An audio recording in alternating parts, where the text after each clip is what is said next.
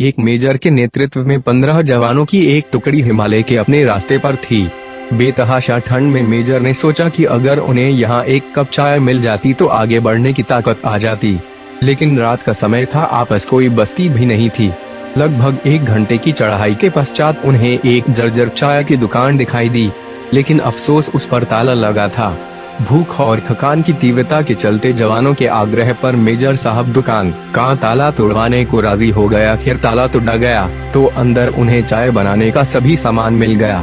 जवानों ने चाय बनाई, साथ वहां रखे बिस्किट आदि खाकर खुद को राहत दी। थकान से उबरने के पश्चात सभी आगे बढ़ने की तैयारी करने लगे, लेकिन मेजर साहब को यूं चोरों की तरह दुकान का ताला तोड़ने के कारण आत्मग्लानि हो रही थी। उन्होंने अपने पर्स में से 1000 का नोट निकाला और चीनी के डब्बे के नीचे दबाकर रख दिया तथा दुकान का शटर ठीक से बंद करवाकर आगे बढ़ गए। 3 महीने की समाप्ति पर इस टुकड़ी के सभी 15 जवान सकुशल अपने मेजर के नेतृत्व में उसी रास्ते से वापस आ रहे थे। रास्ते में उसी चाय की दुकान को खुला देखकर वहां विश्राम करने के लिए रुक गए। उस दुकान का मालिक एक बूढ़ा चाय वाला था, जो एक साथ इतने ग्राहक देखकर खुश हो गया और उनके लिए चाय बनाने लगा।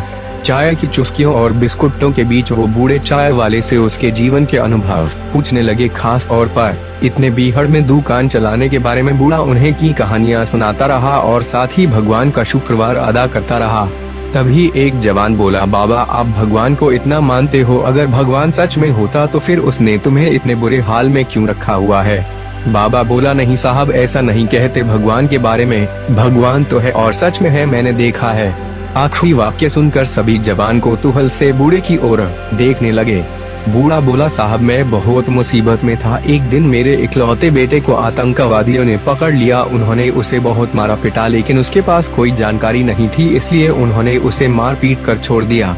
मैं दुकान बंद करके उसे हॉस्पिटल ले गया। मैं बहुत तंगी में था साहब, और आतंकवादियों के डर से किसी ने उधार भी नहीं दिया। मेरे पास दवाइयों के पैसे भी नहीं थे और मुझे कोई उम्मीद नजर नहीं आती थी। उस रात साहब मैं बहुत रोया और मैंने भगवान से प्रार्थना की और मदद मांगी, और साहब उस रात भगवान मेरी दुकान में खुद आए।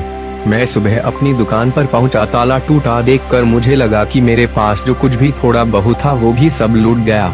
मैं दुकान में घुसा तो देखा 1000 रुपए का एक नोट चीनी के डब्बे के नीचे भगवान ने मेरे लिए रखा हुआ है। साहब उस दिन 1000 के नोट की कीमत मेरे लिए क्या थी शायद मैं बयान न कर पाऊँ, लेकिन भगवान है साहब, भगवान तो है।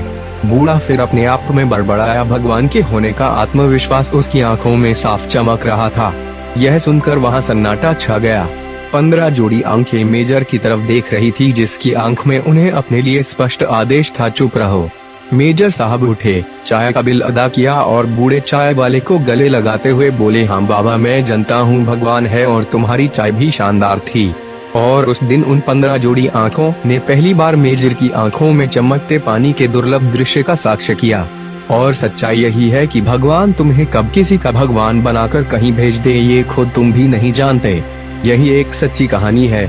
याद आपको यह कहानी अच्छी लगी है तो चैनल को सब्सक्राइब जरूर कर लें। धन्यवाद।